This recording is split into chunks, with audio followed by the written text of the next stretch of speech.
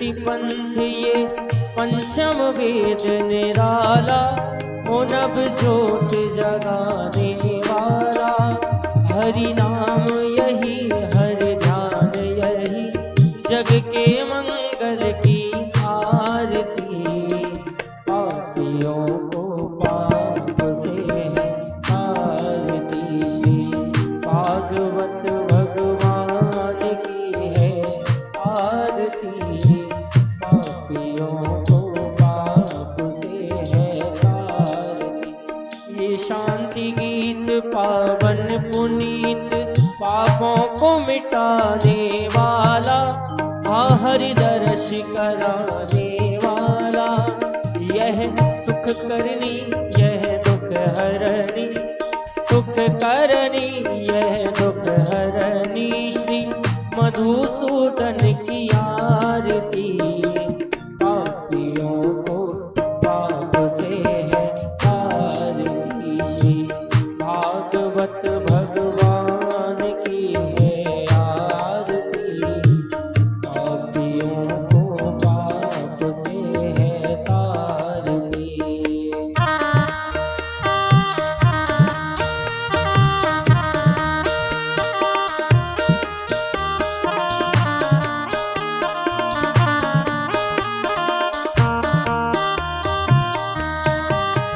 ये मधुर बोल जगबंद खोल, सन्मार्ग बताने वाला, बिगड़ी को बनाने वाला। यह मधुर बोल जगबंद खोल, सन्मार्ग बताने वाला, हाँ बिगड़ी को बनाने वाला। श्री राम यही घनश्याम यही, राजा राम यही घनश्याम यही, जग के मंगल की आरती। पापियों को पाप से है तारती, श्री भागवत भगवान की है आरती। पापियों को पाप से है तारती, श्री भागवत भगवान की है आरती। पापियों को पाप से है तारती। कर्पूर गौरम करुणावतारम, संसार सारम भुजगेन्द्रहारम, वसन्तं हृदयारविन्दे, तव भवानी सहितं नमामि।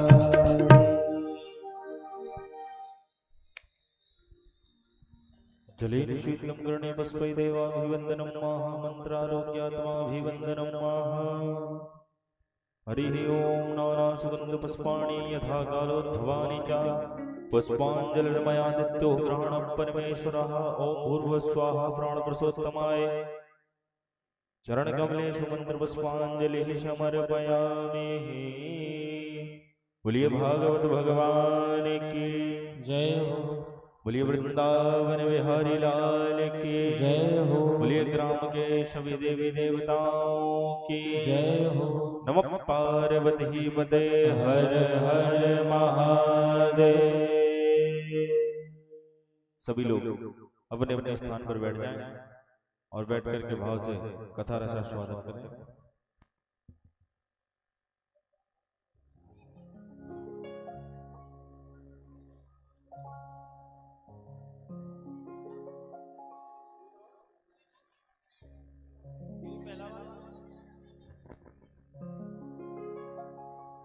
श्री राधा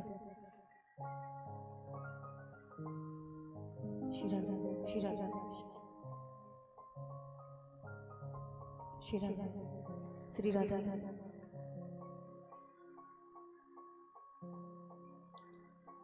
श्री राधा श्री राधा श्री राधा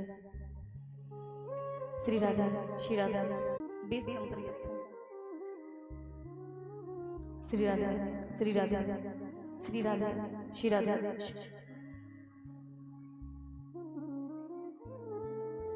श्री राधा श्री राधा श्री राधा।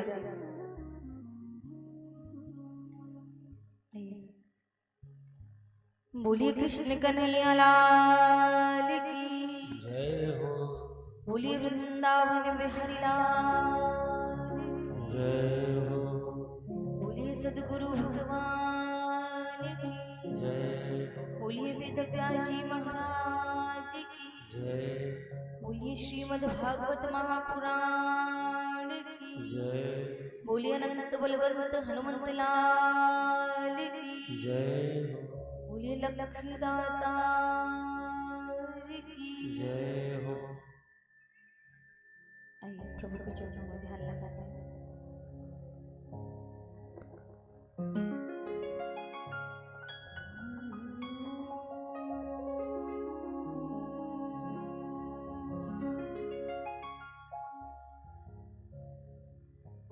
श्री गणेशाय नमः। श्री राम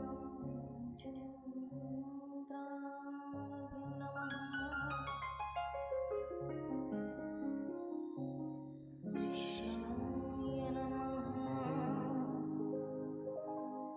लखदाता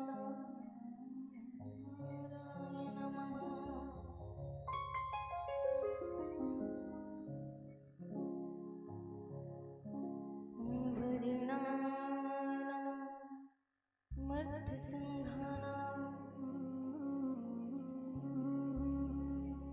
रसानां छन्दसामपि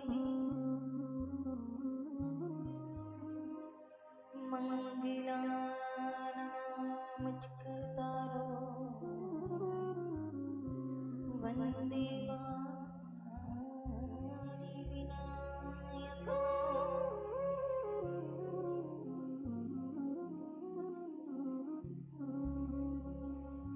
नमो ब्राह्मणदेवाय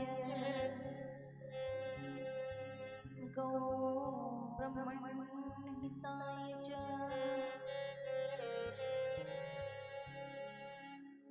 जगद्द्विताय कृष्णाय गोविन्दाय नमो नमः।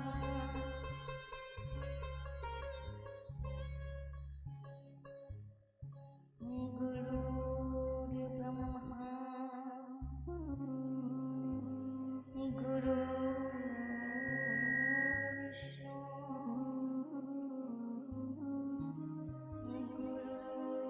गुरुर्देवो महेश्वरा गुरुर्साक्षात् परब्रह्मा तस्मै श्री गुरुवे नमः।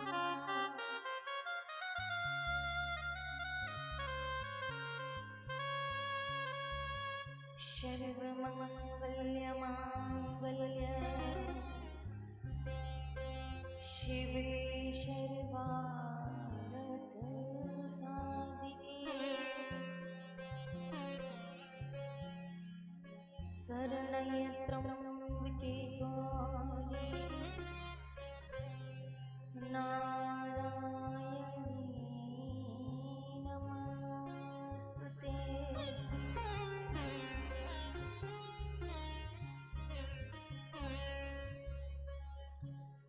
राधे मेरी स्वामिनी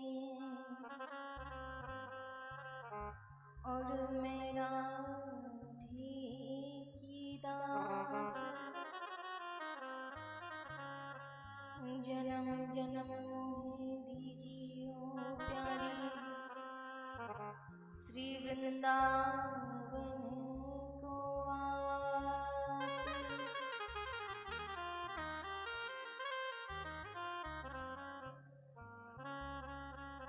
सब द्वारन को छोड़ के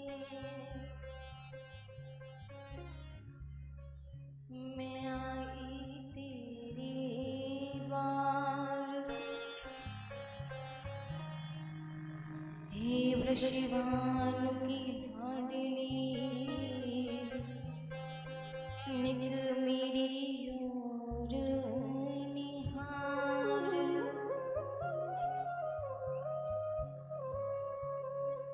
जय जय श्री राम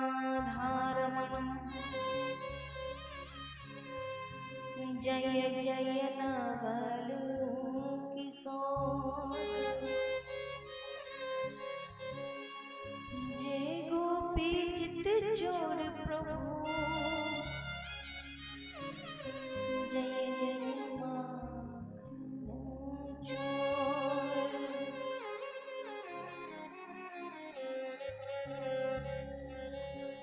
जय जय श्री राधे, जय जय श्री राधे, जय जय श्री राधे।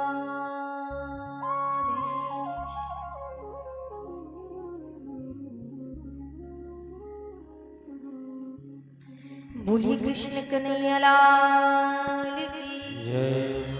बोलिए सद्गुरु भगवान की जय।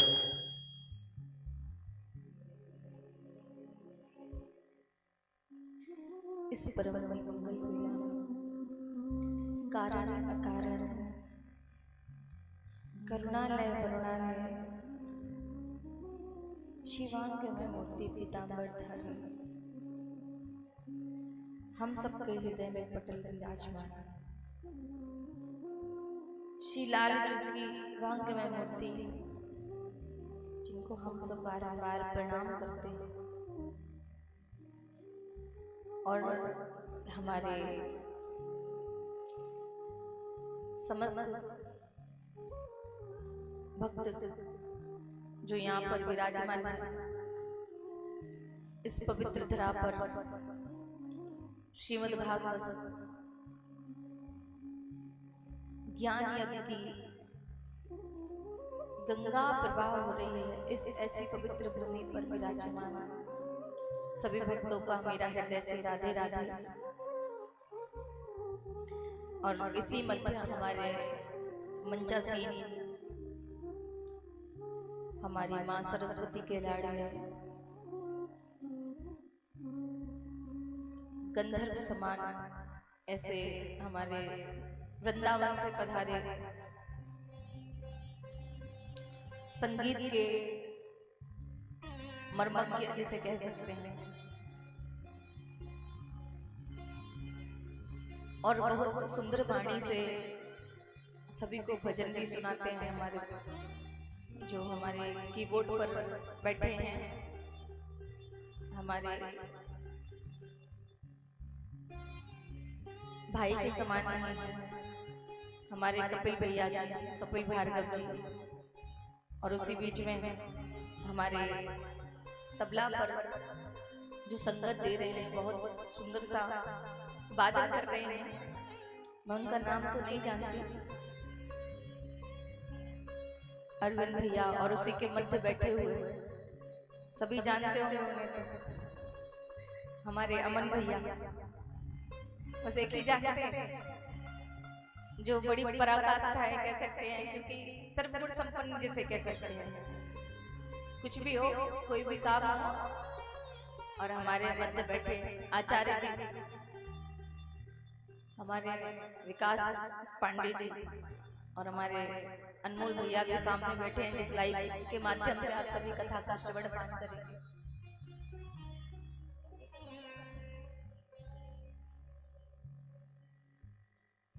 तो सभी हमारे मध्य विराजमान हैं। आज तो कथा का प्रथम दिन था, अब जो कमियां हैं वो कल पूरी होंगी, परंतु आज जितना है उतना पर्याप्त है। आज के लिए इतना पर्याप्त है, क्योंकि होइए वही जो राम रच राखा, हमारे आपके करने से नहीं। कितना सोचा था कि शोभा यात्रा को थोड़ा शीघ्र निकालेंगे, बहुत सोचा था ऐसा कि ऐसा करेंगे वैसा करेंगे, इतने समय में ये हो जाएगा, फिर इतने समय में हम ये कर लेंगे, परंतु हुआ क्या? जो उसने सोचा वही हुआ। हमने सिर्फ करने का प्रयास किया। अब अगर इस विषय पर बात की जाए तो हमें करने का प्रयास नहीं छोड़ना चाहिए। कोई भी कार्य हो, कोई अगर अच्छा कार्य है और अगर हमें लग रहा है कि हम कर सकते हैं तो हमें प्रयास तो करना ही चाहिए। क्या होगा? या तो सीख जाएगा व्यक्ति या तो कर जाएगा। जो गलती उससे होगी ना, तो उससे सीख जाता है व्यक्ति कि आगे से हमें इसका ध्यान रखना है, और जो हो गया उससे भी हमें सीखना है कि हम इससे भी ज्यादा बेहतर कर सकते हैं। कभी कभी ऐसा लगने लग जाता है कि आज हमने अच्छा किया तो बस हमें यहीं तक रहना है, नहीं, ऐसी मन में धारणा रखो कि आज प्रभु ने इतना कराया है तो आगे प्रभु की कृपा अगर हुई ना तो इससे भी ज्यादा अच्छा, प्रभु की कृपा होगी। क्योंकि श्रीमद् भागवत सप्ताह परायण कितने सालों से हो रही है आपके यहाँ? कितने सालों से आयोजन चल रहा है? एक दो बार? कई सालों से? सालों सालों से चल रहा है, कोई बात नहीं, सालों सालों से। परंतु कभी कभी क्या होता है ना कि हम सोचते हैं कि हमने जैसे पहले किया वैसा अब भी करेंगे, ऐसा सोचते हैं हम। परंतु ये विचार नहीं करते कि जब हम बदल सकते हैं तो सामने वाला क्यों नहीं बदल सकता। हमें भी तो कई बदलाव आते हैं। क्या आप जो पिछली वर्ष में थे क्या आज भी वही? तो फिर हम ये आसानी से कैसे कह देते हैं कि जो हमने पिछली साल किया था वो ही करेंगे?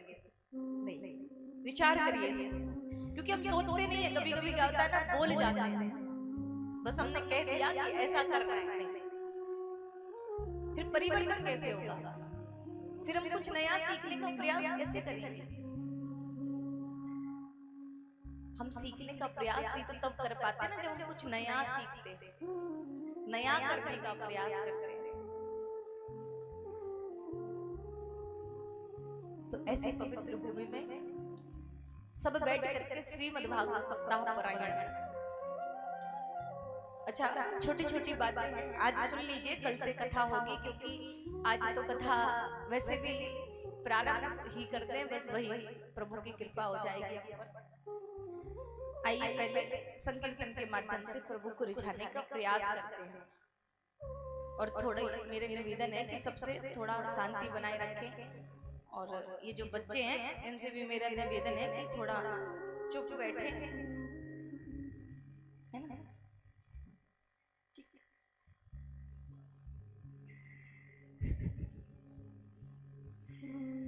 तो आइए प्रभु को रिझाने का प्रयास करते हैं संकीर्तन के माध्यम से।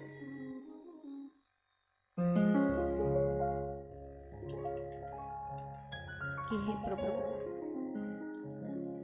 मैं तुम्हारी भक्ति करना नहीं जानता हूँ, कोई भी गुण नहीं है हमारे भीतर, कोई भी ज्ञान नहीं है, यहाँ तक कोई मंत्र भी नहीं जानता, कुछ नहीं जानता, और सिर्फ जानता हूँ तो तेरा नाम,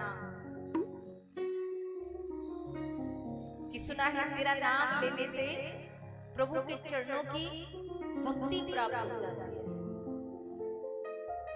तो बस तेरा नाम लेके चलती हूँ, और कोई ऐसा मार्ग बता दो प्रभु, कोई साधारण सा मार्ग, क्योंकि आज के समय में मनुष्य शॉर्टकट लेना चाहता है। शॉर्टकट मतलब जल्दी, कोई नहीं जाना चाहता लंबे रास्ते से, सब शॉर्टकट चाहते हैं कि हमें शॉर्टकट मिल जाए और हम जल्दी से पहुंच जाएं। तो प्रभु भक्ति मार्ग में भी सब ऐसा ही चाहते हैं। तो प्रभु ने एक भक्तों के लिए मार्ग भी निकाला, क्या? सिर्फ नाम। श्री रामचरितमानस में लिखा है कि कलयुग केवल नाम में आधारा, और सुमर सुमर नर उतरहि पारा। सिर्फ नाम मात्र लेने से कल्याण हो सकता है। तो ऐसे प्रभु का गुण गाना।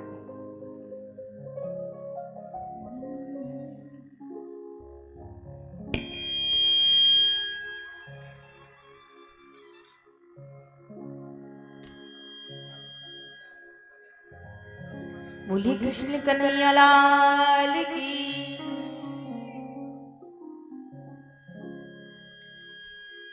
हे प्रभु मुझे बता दो,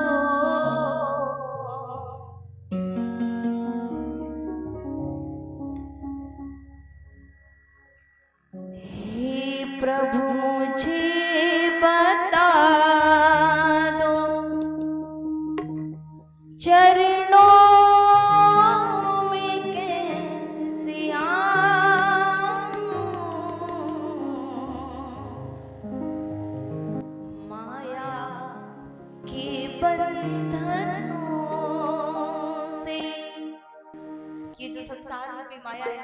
इसने हमको बांध रखा है।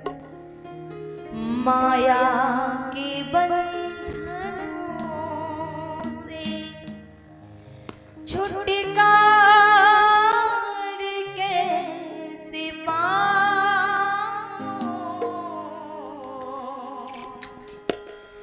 हे प्रभु मुझे बता दो। आइए दोनों हाथों से ताली सेवा करते हुए और मुखार मुंह खोलते हुए दोनों हाथों से ताली सेवा करेंगे।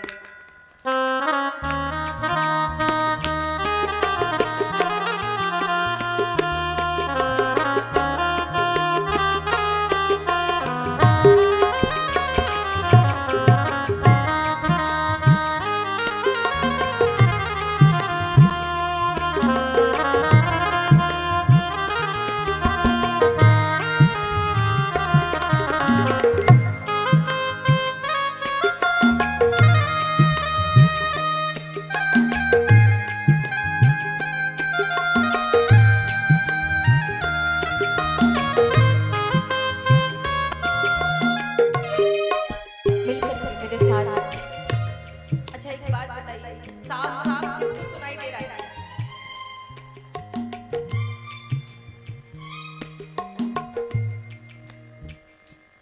किस किस को सुनाई दे रही है मेरी आवाज बिल्कुल क्लियर? क्लियर पक्का? कोई दिक्कत नहीं। हे प्रभु मुझे बता दो, हे प्रभु मुझे बता दो, चरणों में कैसे आऊं, हे प्रभु चरणों में कैसे आऊं, माया की बंधनों। देखो हमारे साथ हमको एक बहुत बड़ी बीमारी है कि जब तक मैं आपको साथ लेकर के नहीं दबाऊंगी ना तब तक मैं आगे नहीं बढ़ती हूँ। और जब तक आप नहीं आएंगे तो हमको पता कैसे लगेगा कि हमारे भक्त भी बैठे हैं। हे प्रभु मुझे बता दो, हे प्रभु चरणों में कैसे आऊं,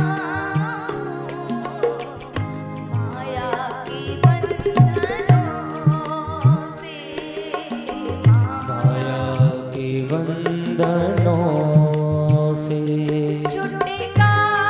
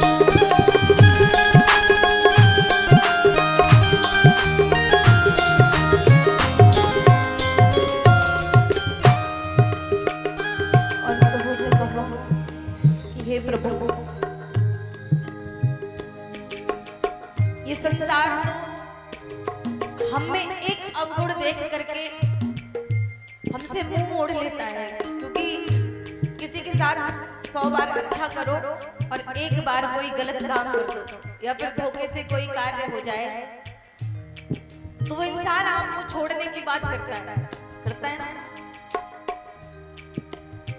परंतु अगर मेरे ठाकुर के हृदय की बात की जाए ना तो 100 गलतियां होने पर भी मेरा ठाकुर कहता है मैं हूं ना तेरा, तू मेरा बच्चा है, तू संसार में किसी का नहीं पर तू मेरा है।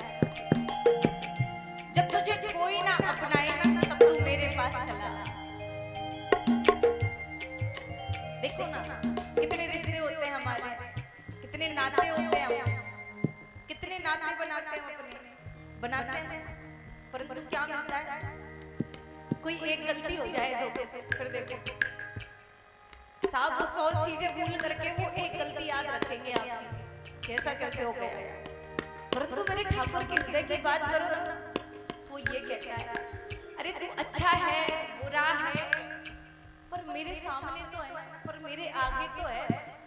मेरा बच्चा मुझसे कोई बात तो नहीं छुपाता ना, ये बहुत बड़ी बात है कि वो जैसा भी है ना मेरे सामने। और बस इसी बात को लेकर के ना भक्त अपने साथ चलता है। तो भक्त कहता है क्या? अच्छा हूँ या बुरा हूँ, जैसा भी हो तुम्हारा। अच्छा हूँ या बुरा हूँ, जैसा भी हूँ तुम्हारा। अच्छा हूँ या बुरा हूँ, जैसा भी हूँ तुम्हारा। अच्छा हूँ या बुरा हूँ, जैसा भी हूँ तुम्हारा।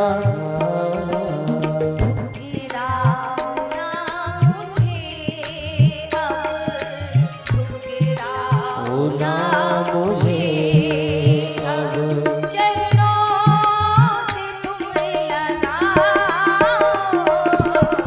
हे प्रभु मुझे बता दो, हे प्रभु मुझे बता दो, चरणों में कैसे आओ, माया के बंधनों से, माया के बंधनों से छुटकारा कैसे पाऊं। हे प्रभु मुझे बता दो, हे प्रभु मुझे बता दो, चरणों में कैसे आऊं। हे प्रभु मुझे बता दो, हे प्रभु मुझे बता दो, चरणों में कैसे आऊं। प्रभु मुझे बता दो, हे प्रभु मुझे बता दो, हे प्रभु मुझे बता दो, हे प्रभु मुझे बता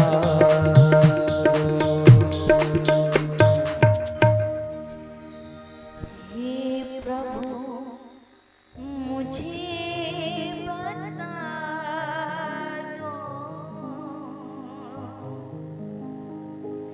चरणों में कैसे आऊं।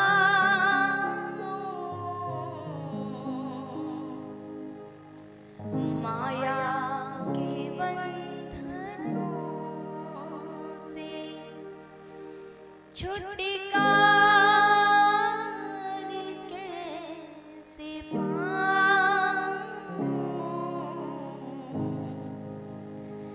हे प्रभु मुझे बता दो।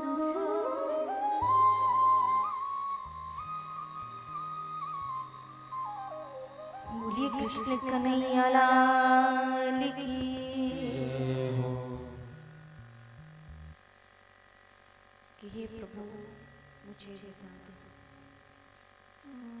चरणों में कैसे आऊं, और कैसे मैं आपकी कथा का श्रवण पान कर पाऊं, क्योंकि इस माया ने तो अपने जाल बिछा रखे हैं, है ना? क्योंकि हम माया में इतना खो गए हैं कि कथा के लिए भी समय नहीं मिलता। 3 घंटे भी बड़ी मुश्किल से मिलते हैं। आजकल तो सभी एक दिन का प्रोग्राम कराते हैं, एक दिन का कीर्तन कराते हैं, और उसी में कहते हैं हमने बहुत बड़ा आयोजन कराया था, क्योंकि समय नहीं ना। आजकल समय कहाँ। किसी से पूछो भैया ऐसा क्यों किया, बोले समय नहीं है, समय नहीं है, समय नहीं है। समय बहुत है। ये वो लोग कहते हैं जिनके पास समय समय होता है। ये कदाचित वो बात नहीं कह सकते वो लोग जो समय को साथ लेकर के चलते हैं, क्योंकि जब आप समय को साथ लेकर के चलोगे ना, तो मेरा ये मानना है कि समय आपका गुलाम बन जाएगा। और जब समय आपका गुलाम बन जाएगा ना, फिर आपको कदाचित ये कभी नहीं कहना पड़ेगा कि समय नहीं है, क्योंकि फिर समय आपके हिसाब से चलने लग जाएगा। नहीं, बहुत समय है। अगर प्रभु का साथ होगा ना, तो समय ही समय है। क्या करते हैं हम दिन भर? काम करते हैं, फिर क्या करते हैं? उसके बाद शाम को घर आते हैं, भोजन करते हैं, फिर उसके बाद बिस्तर ढूंढते हैं और फिर सो जाते हैं। ऐसा तो पशु भी करते हैं, नहीं करते? बताइए आप। सुबह को भी उठते हैं, फिर नहाते धोते हैं, फिर काम पर जाते हैं खेत पर चारा चरने के लिए, फिर शाम को घर वापस आते हैं, थका कर वो भी सो जाते हैं।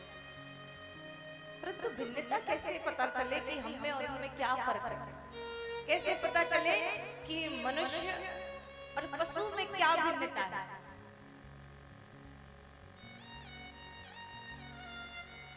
अब भिन्नता की बात करें तो प्रभु ने बहुत बड़ा उदाहरण दिया।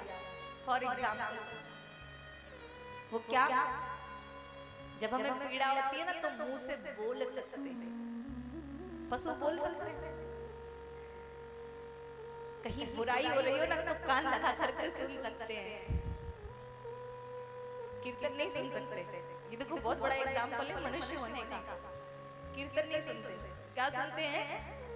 निंदा सुनते हैं। कहीं 4 लोगों में बैठो, किसी की बुराई चल रही होगी ना, तो वहीं और कान जाएगा, नहीं सुनना चाहिए इसको क्या कह रहा है। ऐसे अगर कीर्तन कहीं चल रहा होगा, तो कीर्तन के लिए कान नहीं झुकेंगे कि चलो नहीं चलना चाहिए, आज तो हरिनाम संकीर्तन चल रहा है, भगवान की भक्ति चल रही है, जाकर के थोड़ी बहुत अगर गा नहीं सकते तो सुन तो सकते। फिर उसके बाद हाथ दिए प्रभु ने। हम कहते हैं ना, ताली सेवा करो कथा में। ये छोटी छोटी चीजें आप जान लो, क्योंकि 7 दिन तक यही करना है। ताली सेवा करने के लिए कहते हैं ना, ताली सेवा करो। अब पशु क्या ताली बजा सकते हैं?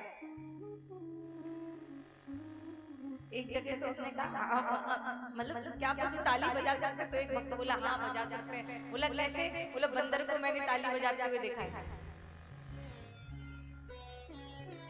मतलब स्वयं की तुलना बंदर से कर रहे हैं। अगर स्वयं की तुलना आप बंदर से कर रहे हैं तो भी गलत नहीं कर रहे, तो भी गलत नहीं कर रहे, क्योंकि हम उसी से बने हैं।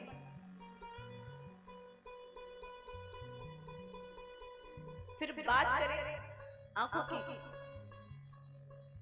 भगवान ने आंखें दी हैं क्या देखने के लिए? हरि दर्शन के लिए, कि जाके संसार में अच्छी अच्छी चीजें देखेंगे। परंतु क्या दिखाई पड़ता है? व्यक्ति में खोट। खोट बहुत जल्दी दिखाई पड़ता है, अच्छी नहीं। अच्छी चीजों पर कभी नजर नहीं जाती है। अगर व्यक्ति में जरा सी कोई बुरी बात होगी ना, तो तुरंत नजर उसकी जरा सी बुरी बात पर चली जाएगी, अच्छी बात पर तो कदाचित नहीं जा सकती। ये मेरा मानना है, अनुभव भी है मेरा। जैसे किसी से कहो भैया ये बड़ा अच्छा इंसान है, तो वही तीसरा आकर के कहेगा अरे आप नहीं जानते इसके बारे में। भैया जो मैंने देखा है वो अच्छा है और जो तुमने देखा है वो तुम्हारे लिए बुरा है। क्यों? क्योंकि आपने उसकी बुराई देखने की कोशिश की है। अगर आप वही उसी जगह पर अगर आप उसकी अच्छाई देखने का प्रयास करते ना तो शायद आप अच्छा भी मिल जाए। बुरा इस संसार में कोई नहीं है, सब अच्छे होते हैं, कोई नहीं है, परंतु आपकी दृष्टि पर निर्भर करता है कि आप देखना क्या चाहते हैं। आप कौन से रंग का चश्मा पहनना चाहते हैं? सफेद पहनना चाहते हैं तो आपको सारा सफेद दिखाई पड़ेगा। अगर आप काला पहनेंगे तो सारी जगह काला दिखाई पड़ेगा। अब यही बात करें, अब ये जो श्रीमद् भागवत सप्ताह पारायण चल रहा है, अब कुछ भक्त ना इसको मनोरंजन की दृष्टि से देखेंगे ना कि चलो चलते हैं 3 घंटे समय बिता कर आते हैं, वहां पर नाच गाना होगा और बढ़िया बढ़िया से प्रसादी बटी जाएगी और बढ़िया बढ़िया देख के आए तो जरा ब्यास जी कैसे दिख रहे हैं, गाने वाले कैसे दिख रहे हैं, है ना। सब प्रकार के भक्त होते हैं। क्यों? क्योंकि उन्हें मनोरंजन दिखाई पड़ रहा है। पर हमेशा याद रखना, कभी भी कीर्तन में बैठो, श्रीमद् भागवत कथा में जाओ तो कभी भी मनोरंजन की दृष्टि से मत लेना, क्योंकि ये कोई पोथी पन्ना नहीं है। कौन है? कौन है?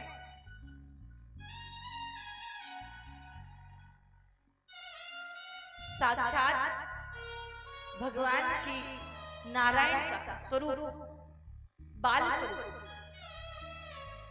अर्थात हमारे लाल जी का वांगमय प्रतीक है।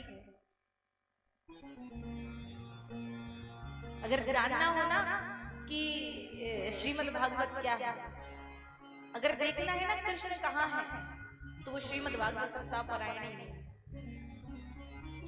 तभी तो वेद व्यास जी महाराज श्रीमद् भागवत सप्ताह पारायण के महात्म्य में पहले श्लोक में लिखते हैं क्या?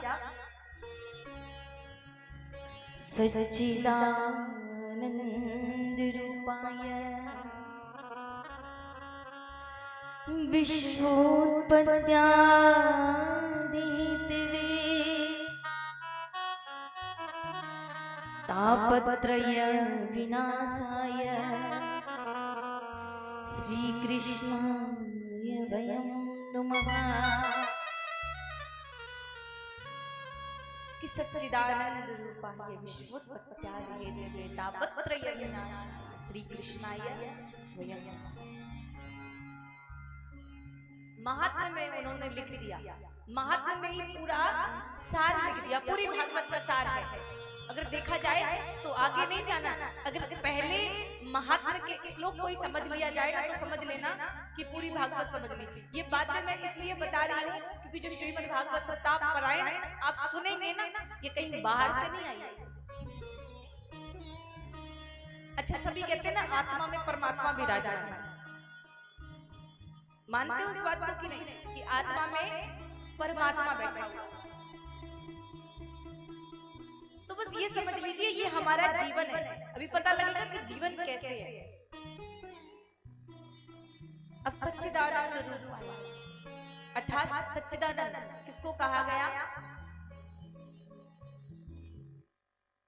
यहाँ 3 रूप बताए गए भगवान के, सत्य चित आनंद, सच्चिदानंद जिसे कहते हैं। अब देखो कुछ भक्त सुन रहे हैं, कुछ भक्तों को उबासी आ रही है क्योंकि थक गए हैं आज। कोई बात नहीं, क्योंकि कथा भी कहनी जरूरी है, नहीं कहेंगे तो प्रारंभ कैसे होगी? जब 3 रूप बताए सत्य चित आनंद, अब सत्य क्या है? सत्य क्या है? सच क्या है? अच्छा, रियलिटी क्या है? कौन कौन जानता है कि रियलिटी क्या है, सच्चाई क्या है संसार में?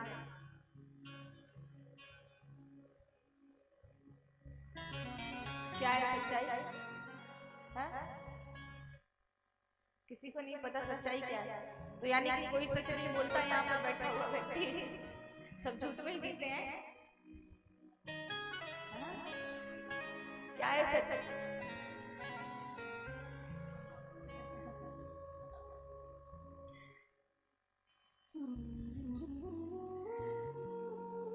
हमारे पंडित जी बगल से कह रहे सत्यम परम धीमहि। सच है, परंतु ये कहने में आसान है, जब स्वयं पर बात आती है ना तो खुद धारण नहीं कर पाते हैं इसको। सत्यम परम धीमहि, अगर सत्यम परम धीमहि की व्याख्या की जाए ना तो बहुत बड़ी लंबी हो जाएगी। और व्यक्ति विशेष की बात करें ना तो आजकल कोई सच नहीं बोलता, सब झूठ बोलते हैं। अभी किसी से पूछो ऐसा काम करते, बोले नहीं करते, फिर पीठ पीछे वही काम करते हैं। करते हैं कि नहीं? आजकल तो साहब झूठी झूठी कस्में भी खा जाते हैं, किसी को कोई फर्क नहीं पड़ता। क्यों? क्योंकि सच है ही, बस कह सकते हैं कि सत्यम परम धीमहि, क्योंकि सच केवल एक ही है, वो है परमात्मा, जो ना तो कभी हमें धोखा देता है और ना कभी झूठ बोलता है और ना कभी हमारा साथ छोड़ता है। आप किसी भी कंडीशन में खड़े रहना, किसी भी कंडीशन में, ये मेरा मानना है। अगर आप के पास कुछ भी नहीं होगा ना, सबने आपका साथ छोड़ दिया होगा, एक बार हृदय से परमात्मा को याद करना ना तो आपको प्रतीत होगा कि वो मेरे साथ खड़ा है। हृदय से याद करना, मेरा ये मानना है कि वो आपके साथ जरूर खड़ा होगा। ये संसार आपका हो ना हो पता नहीं, परंतु वो आपका बनने के लिए तैयार बैठा है, बस उसको बुलाओ। वो कहता है कि मुझे बुलाओ, मैं तेरे लिए ही तो खड़ा हूं, मुझे याद करो, परंतु समय नहीं है इतना याद करने के लिए। और चित्त, जो प्रभु चित्त को चुरा ले, जो चित्त को चुरा करके मन में भक्ति का प्रवेश हो जाए, ऐसा आनंद, आनंद अर्थात, अब देखो आनंद की बात करें तो ये वो आनंद है जो कहीं नहीं मिलता। देखो छोटा सा एग्जाम्पल दे तो जब नंद बाबा के घर लाला हुए तो सबने गाया कि नंद घर आनंद हुआ। किसी ने ये नहीं कहा कि नंद के घर में श्याम हुआ, नंद के घर में कन्हैया हुआ, नहीं। क्या कहा? नंद घर आनंद हुआ। जहां परमात्मा की बुद्धि प्रकट हो जाए, जहां परमात्मा का वास प्रकट हो जाए, जहां परमात्मा की हमें याद आने लग जाए, समझ लो वहां आनंद ही वहां आनंद ही आ जाता है। और ऐसे परम पिता परमेश्वर जो विश्व का कल्याण करते हैं, विश्वोत्पत्त्यादि तापत्रय विनाशः, अर्थात 3 तापों का नाश करने वाले दैविक, भौतिक, दैहिक जो हमें शरीर के द्वारा कष्ट मिलते हैं, दैविक जो हमें परमात्मा के द्वारा अपने कर्मों के द्वारा हमको दुख मिलते हैं, और भौतिक जो हम कर्म करते हैं, कभी कभी हम अनजाने में भी गलती कर जाते हैं तो हमें उसके भी परिणाम मिलते हैं। परंतु इस बात को मैं बता दूं कि जब हम गलती को स्वीकार कर लेते हैं ना, तब हमें सजा कम मिलती है। सजा कम मिलती है, ये पक्का है कि सजा मिलेगी, परंतु कम मिलेगी, क्योंकि छोटा सा बालक होता है, अगर वो मान ले कि हाँ मैंने गलती की तो माँ बाप को कम गुस्सा आता है, चलो ठीक है एक्सेप्ट तो कर लिया, मान लिया इसने कि हाँ गलती की है।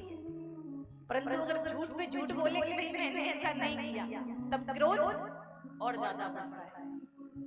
ऐसे ही परमात्मा, और ये मेरा मानना है कि अभी तक जो जीवन जिया, हमने करोड़ों पाप किए, लाखों पाप किए, परंतु आज से मैं तेरी शरण में आ गया, और जब से मैं तेरी शरण में आया हूं ना, तब से हे गोविंद मैं तेरा हो गया, और तू मेरा होगा या नहीं होगा ये पता नहीं, पर मैं तो तेरा हो गया, क्योंकि मेरे जैसे तेरे पास लाखों हैं, करोड़ों हैं, मुझे पता है, मुझसे अच्छे भी तेरे पास लाखों करोड़ों पड़े हैं, लाइन लगी है। देखो ना वृंदावन में जाके करोड़ों की लाइनें लगी है बिहारी जी के आगे, परंतु मैं तो तेरा हो गया, तू कब मेरा होगा ये पता नहीं। अब ऐसे परमपिता परमेश्वर की गाथा सूत जी महाराज शोनकाद ऋषियों को सुना रहे हैं। कहाँ? नैमिषारण्य क्षेत्र में, जहाँ पवित्र भूमि है।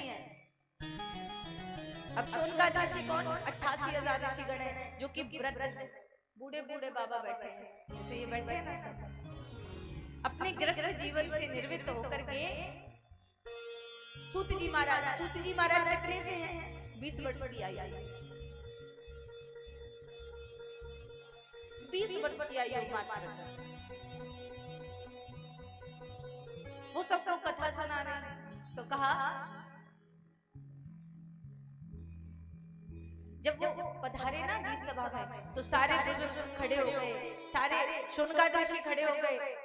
जब वो खड़े हुए ना, तब सूत जी महाराज ने कहा कि आप हमसे उम्र में बड़े हैं, आप मेरे समक्ष हाथ जोड़ करके खड़े हैं, ऐसा क्यों? तब शोनकाद ऋषियों ने कहा, वन वृद्धा आयु वृद्धा स्थे विचार, कोई धन में बड़ा हो सकता है, कोई बल में बड़ा हो सकता है, कोई आयु में बड़ा हो सकता है, परंतु बड़ा वो है जो ज्ञान में बड़ा। मैं मानता हूं कि मैं उम्र में बड़ा हो सकता हूं, मैं मानता हूं कि मैं धन में भी बड़ा हो सकता हूं, मैं मानता हूं मैं बल में भी। अब बल कब काम करेगा? जब बुद्धि काम करेगी तभी तो बल काम करेगा। अब देखो किसी के पास धन होता है, पर उसे इन्वेस्ट कैसे करना है, लगाना कैसे है, वो बुद्धि काम नहीं करती। क्यों? क्योंकि धन इतना आ जाता है कि उसके कारण हमारी बुद्धि की दृष्टि है ना, जो खत्म हो जाती है। क्योंकि हम उसको ही देखते रहते हैं, किसको खर्च कहाँ करेंगे, कैसे करेंगे।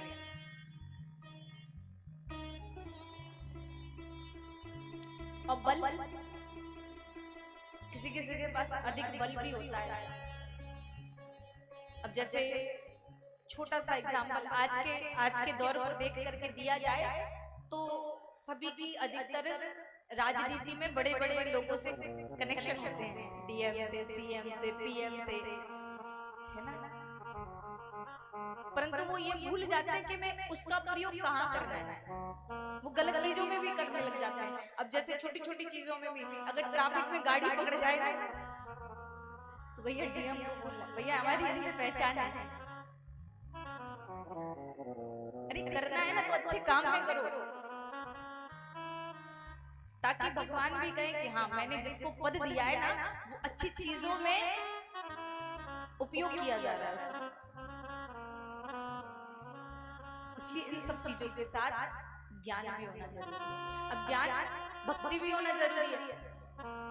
अब देखो ना, यही जब सूत जी महाराज शोनकाद ऋषियों को कथा सुना रहे हैं, क्या भक्ति मैया की,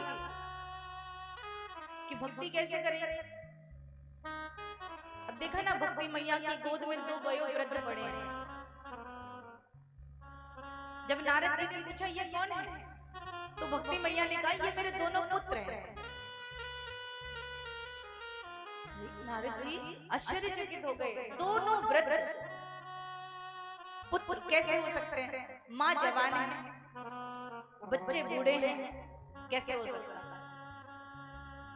ये कैसे संभव है? कोई कहे कि जैसे ये मैया है और आपके बाबा को कोई कहे ये आपके पुत्र है, तो क्या संभव है ऐसा?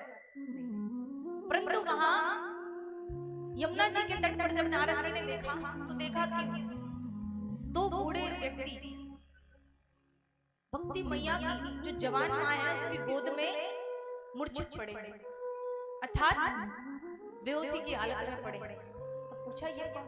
कहा अहम भक्ति और ये मेरे दोनों पुत्र, उनका नाम ज्ञान और वैराग्य। नारद जी ने कहा ये वृद्ध कैसे हो गए? तो कहा मैं कर्नाटक गई, गुजरात गई, महाराष्ट्र गई, मैं दक्षिण भारत में गई, सब जगह गई, परंतु कलयुग के प्रकोप से ज्ञान और वैराग्य वृद्ध हो गए। और जैसे ही मैं वृंदावन को आई तो मैं तो जवान हो गई और मेरे ये दोनों बालक कलयुग के प्रकोप से। क्योंकि आजकल कलयुग में ज्ञान कौन लेना चाहता है? कोई नहीं। कौन सुनना चाहता है? कोई नहीं। विज्ञान की बातें करो ना तो लोग कहते हैं अरे ये तो हमको पका रहे हैं। आज की कथा में आपको ऐसा ही महसूस होगा, कोई बात नहीं।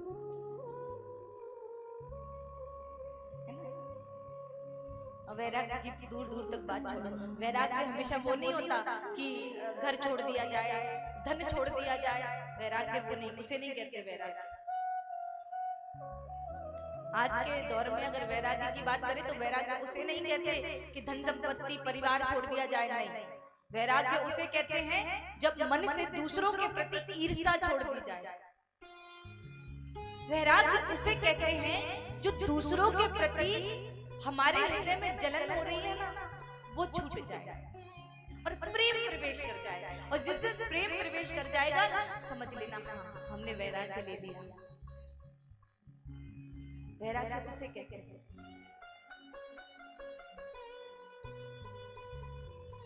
अब महाराज भक्ति मैया ने कहा जरा ठहरो नारद, सुना है आपने अनन्य भक्तों को कथा सुनाई, जरा हमारे बच्चों का ये वयोवृद्ध हैं, जरा इनकी स्थिति को ठीक करिए प्रभु। नारद जी बड़े ग्रंथ सुनाते हैं, उपनिषद सुनाते हैं, कोई असर नहीं। निराश होकर के वापस लौटते तो उन्हें सनत कुमार मिलते हैं, ब्रह्मा जी के 4 पुत्र। उनसे भेंट होती है तो देखते हैं छोटा सा मुंह नारद जी का। अरे नारद जी आपका मुंह छोटा कैसे? जो आपके दर्शन कर ले वो तो खुश हो जाता है, उसके चेहरे पर खुशी आ जाती है, क्योंकि नारद थी नारदाहा, जिसकी कभी बात को ना रद्द की जाए वो नारद। हमारे ब्रज में कहते हैं नारद वो है जिसकी बात कभी काटी ना जाए। नारद थी नारदाहा। तो कहा आज स्वयं के चेहरे पर इतनी मायूसी कैसे? तो कहा मैं भगवान की बनाई हुई सृष्टि के दर्शन करने गया था पृथ्वी पर, तो देखा वहां कोई भी सुखी नहीं है। भाई भाई का नहीं है। कौन नहीं है? भाई भाई का नहीं है। बच्चे माँ बाप को नहीं रख सकते, है ना? बच्चे जब बड़े हो जाते हैं तो माँ बाप को नहीं पाल सकते। और अगर किसी के घर में 3 या 4 बेटियां हो जाए तो महाराज उन्हें बोझ लगने लग जाती है। कोड़ियों के भाव में आजकल बेटियों को बेच देते हैं। और तो और महाराज मैंने जाकर देखा कि जैसे ही मैं वहां गया ना प्रभु, भगवान की सृष्टि ऐसी हो गई है प्रभु, ऐसी हालत हो गई है ना कि वहां अगर किसी से सहारा मांगो ना, सहारा वो भी नहीं देता कोई। अगर सहारे की बात करें ना तो कभी विपत्ति की घड़ी आ जाए ना तो कभी अपनों को याद करना और कहना भैया तू मेरा सबसे सगा था और मैं तुझे सबसे ज्यादा मानता था, आज मैं दुख में हूँ, जरा मेरा साथ दे दे। तो पता है क्या कहता है भैया आपसे ज्यादा दुखी मैं हूँ। इसलिए बड़े बड़े संत कहते हैं अगर आपके पास कोई व्यक्ति अगर ये कहने के लिए है आपके जीवन में कि तू चिंता मत कर, मैं हूं ना, सब ठीक हो जाएगा, परमात्मा सब ठीक कर देगा, तो समझ जाना आप बहुत भाग्यशाली हैं, बहुत ज्यादा भाग्यशाली हैं। अगर आपके जीवन में कोई ये कहने वाला है कि तू चिंता मत कर, परमात्मा सब ठीक कर देगा, क्योंकि ये 2 शब्द है ना व्यक्ति को जीने की राह दिखा देते हैं। मरने के 99 ऑप्शन तैयार हो जाते हैं। जब देखा होगा विपत्ति की घड़ी आती है तो ऐसा लगता है कुछ नहीं, जाकर के मर क्यों नहीं जाते। परंतु वहीं से अगर कोई व्यक्ति आ जाए और आपसे ये कहते हैं तू चिंता मत कर, सब ठीक हो जाएगा, तो एक जीने की एक वो बात मैं फिर से कोशिश कराती है, कुछ तो है। तो जीवन में हमेशा याद रखें कोई व्यक्ति अगर आपके पास ऐसा है तो खोना मत, उसकी कद्र करना समय रहते, क्योंकि जब समय चला जाता है ना व्यक्ति भी चला जाता है, जब आप कद्र करना बंद कर देते फिर समय का एहसास नहीं, फिर उस व्यक्ति के ना होने का एहसास हमें कराता है। अरे कितना भी बुरा है हमारे साथ, अच्छा है हमारे साथ, कोई फर्क नहीं पड़ता, वो मेरे साथ है। अरे अच्छाइयां देख करके तो सब पसंद करते हैं, अच्छाइयां देख करके तो सब लोग पसंद करते हैं, परंतु बुराई देख करके उसको अच्छा बनाने का प्रयास कुछ कुछ लोग करते हैं, सब नहीं करते, क्योंकि सबको अच्छा चाहिए। किसी चाहिए बुरा, किसी को बुरा नहीं चाहिए, सबको अच्छा चाहिए। जब भी समय आए, अगर कोई बुरा भी व्यक्ति, ठीक है, सुधर जाएगा, क्योंकि कभी कभी ऐसा होता है व्यक्ति को सुधारते सुधारते स्वयं में बिगड़ने लग जाता है। होता है ना ऐसा, कभी कभी लगता है बहुत ज्यादा सुधार दिया, नहीं सुधर रहा, नहीं सुन रहा, तो भैया उसके हाल पे छोड़ दो। नहीं सुधर रहा तो क्या करेगा, उसको उसके हाल पे छोड़ दो, उसको जैसे प्रसन्नता मिलेगी।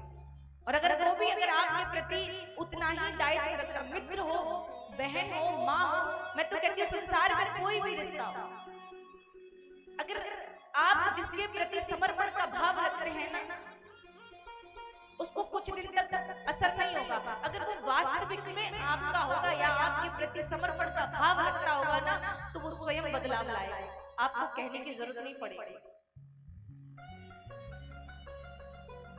ऐसे परमपिता परमेश्वर और ऐसे सूत जी महाराज यहाँ शोनका ऋषियों को कथा सुना रहे हैं और यहाँ नारद जी हाल बता रहे हैं संत कुमारों को।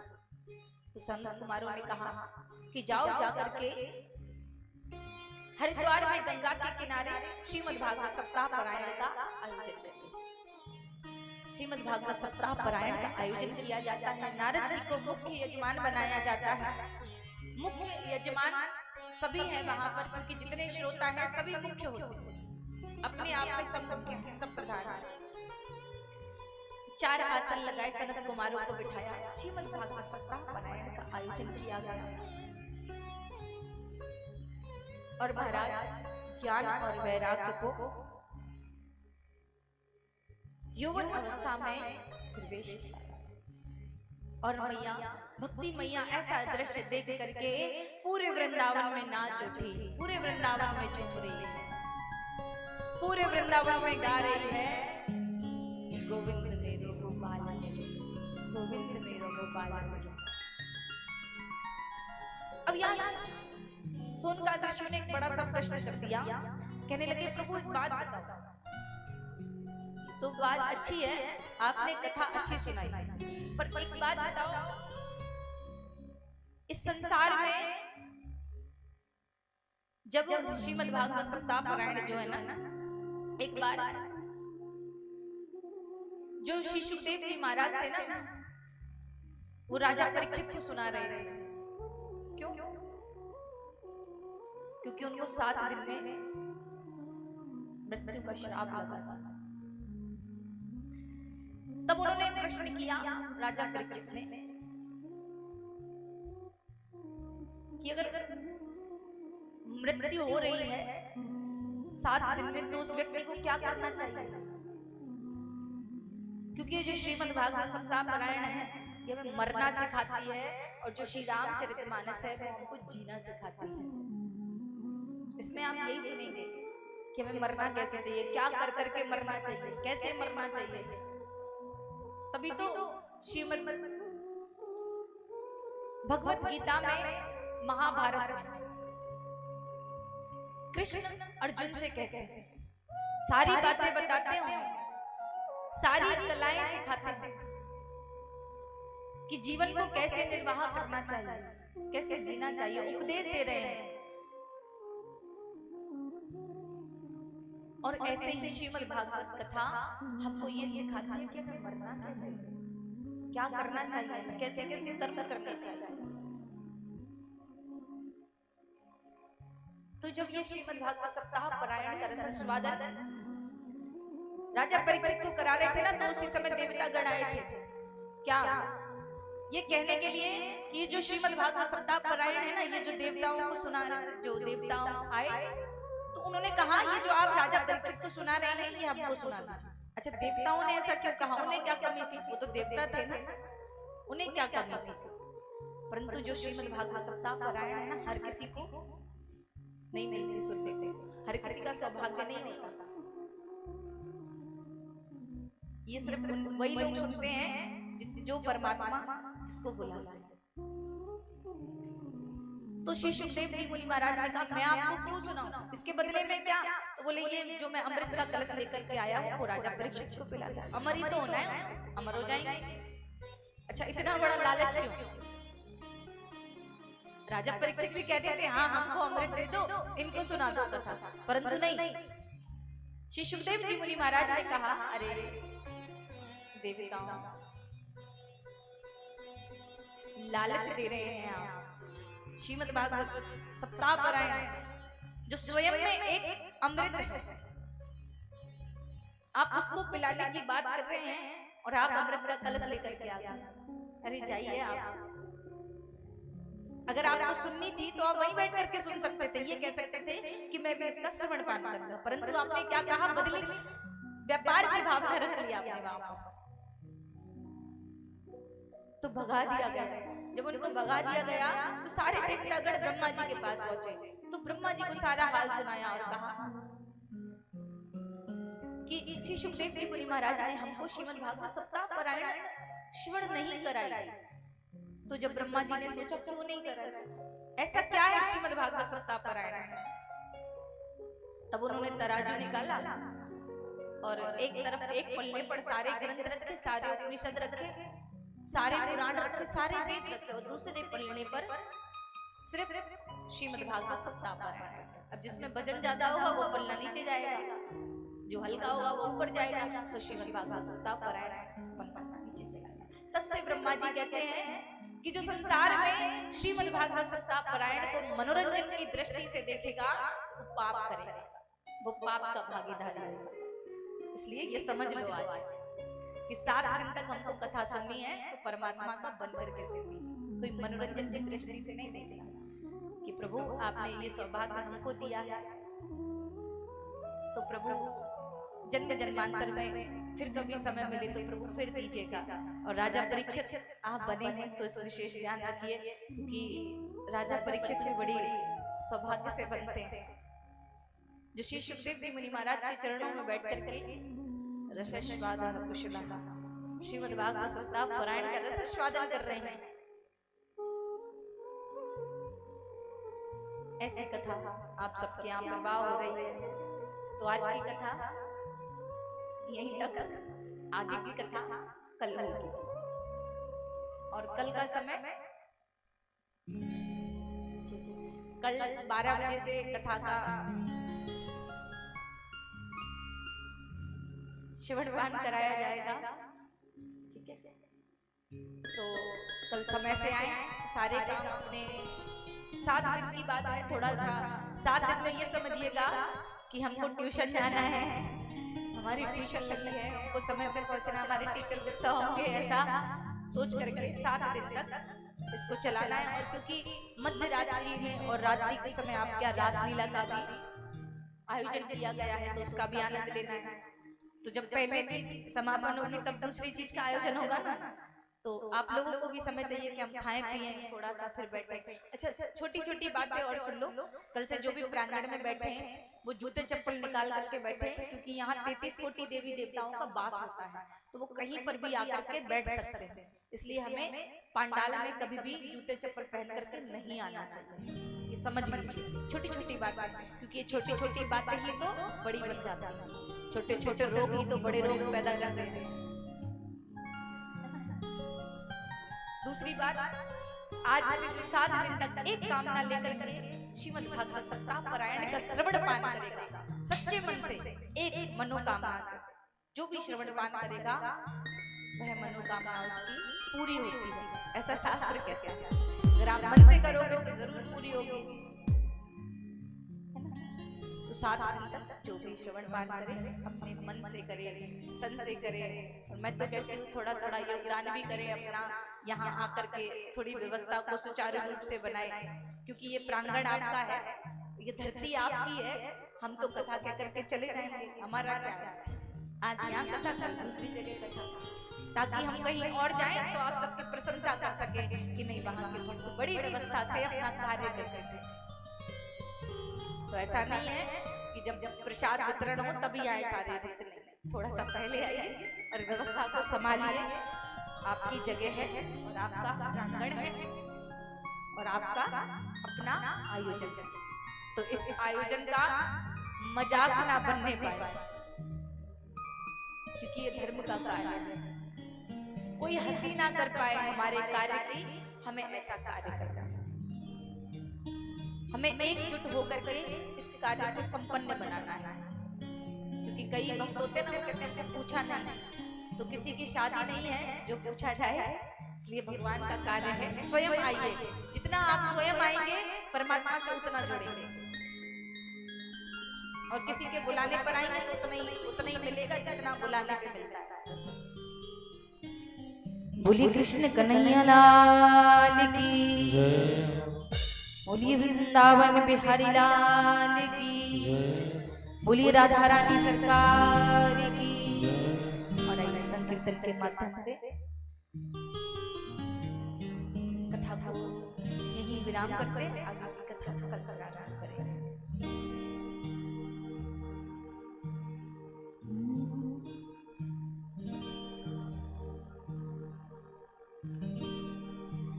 हरे राम हरे राम राम राम हरे हरे, हरे कृष्ण कृष्ण कृष्ण हरे हरे।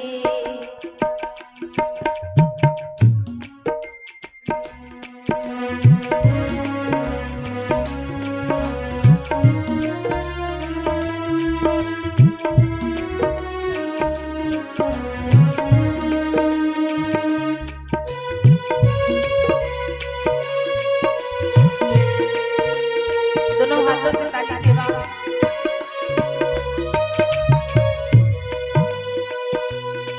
हरे राम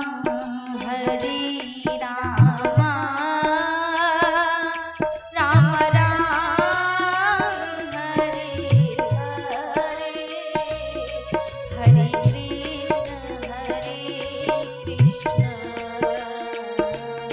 कृष्ण कृष्ण हरे हरे,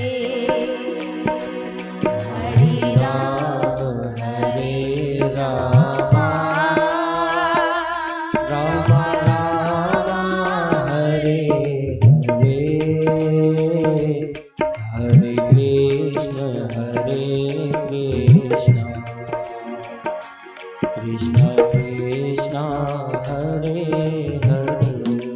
ये दो शब्द हैं, ये तो सबको आते ही होंगे, कम से कम यही बोल लो, ज्यादा नहीं। हरे राम राम राम हरे हरे, हरे कृष्ण कृष्ण कृष्ण हरे हरे।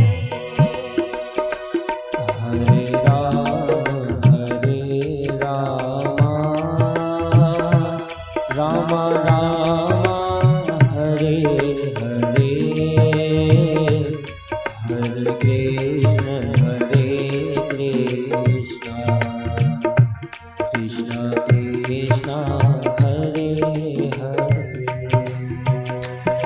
हरे राम राम राम हरे हरे, हरे कृष्ण कृष्ण कृष्ण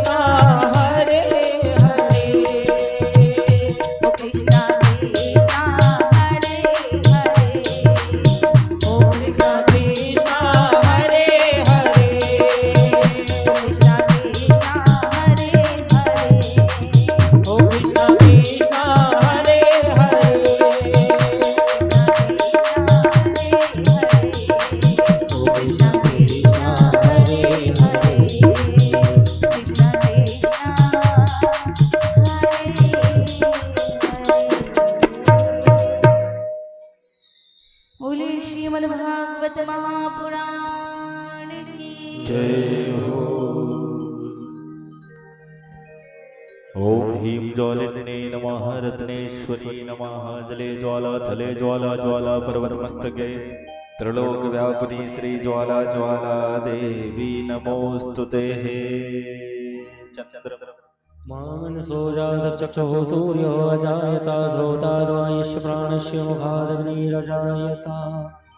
श्री बांके बिहारी तेरी आरती गाऊं, श्री बांके बिहारी तेरी आरती गाऊं। आरती गाऊं प्यारे आपको मनाऊं, आरती गाऊं प्यारे आपको मनाऊं। श्याम सुंदर तेरी आरती गाऊं, श्याम सुंदर तेरी आरती गाऊं। मोर मुकुट तेरे शीश पे सोहे, प्यारी मुरली मेरो मन मोहे। देख छवि हारी में जाऊं, श्री बांके बिहारी तेरी आरती गाऊं। चरणों से निकली गंगा प्यारी, पावन करती दुनिया सारी, पावन करती दुनिया सारी। उन चरणों में मैं शीश नवाऊं, श्री बांके बिहारी तेरी आरती गाऊं। व्यास दास के नाथ आप हो, व्यास दास के नाथ आप हो। सुख दुख जीवन साथ आप हो, सुख दुख जीवन साथ आप हो। हरि चरणों में मैं शीश नवाऊं, बांके बिहारी तेरी आरती गाऊं। आरती गाऊं प्यारे आपको मनाऊं, आरती गाऊं प्यारे तेरो गुण गाऊं। श्याम सुंदर तेरी आरती गाऊं, बांके बिहारी तेरी आरती गाऊं। कर्पूर गौरम करुणावतारम संसार विशारम भुजगेन्द्रहारम सदा वसन्तं हृदयालवृन्दे भव भवानी शरणं नमामि। त्वमेव माता च पिता त्वमेव, त्वमेव बन्धु च सखा त्वमेव, त्वमेव वेद्या द्रविणं त्वमेव, त्वमेव सर्वं मम देव देव। श्री बांके बिहारी तेरी आरती गाऊं, श्री बांके बिहारी तेरी आरती गाऊं।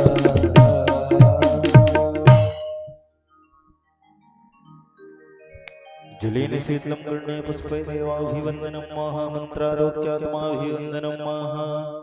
हरिः ओं जगनेन जगमय जगदेवास्थानि धर्माणि व्रतमान्यासन्नातेः नाकं महिमानः। सचन्द्र यदपूर्वेशाद्याः सन्ति देवाः। हरिः ओं एकदन्ताय विद्महे विद्महे वक्रतुण्डाय धीमहि तन्नो दन्ति प्रचोदयात्। हरिः ओं नन्दनन्दनाय विद्महे यशोदानन्दनाय धीमहि तन्नो श्रीकृष्ण प्रचोदयात्। हरिः ओं वेदवेदाय विद्महे पंचम वेदाय धीमहि तन्नो श्रीमद्भागवत प्रचोदयात्। सेवन्तिकाकुल चम्पकपाटलब्जै पन्नागजातिकरवीरसालपुष्पै बिल्वप्रभाल तुलसीदलमञ्जले त्वं पूजयामि। जगदीश्वर मे प्रसीदो नाना सुगन्ध पुष्पाणि यथा कालोद्भवानि च पुष्पाञ्जलिर् प्रमेश्वर ओम भूर्भुवः स्वाहा प्राणपुरुषोत्तमाय नमः। चरणकमलेषु मन्त्रपुष्पाञ्जलिः समर्पयामि।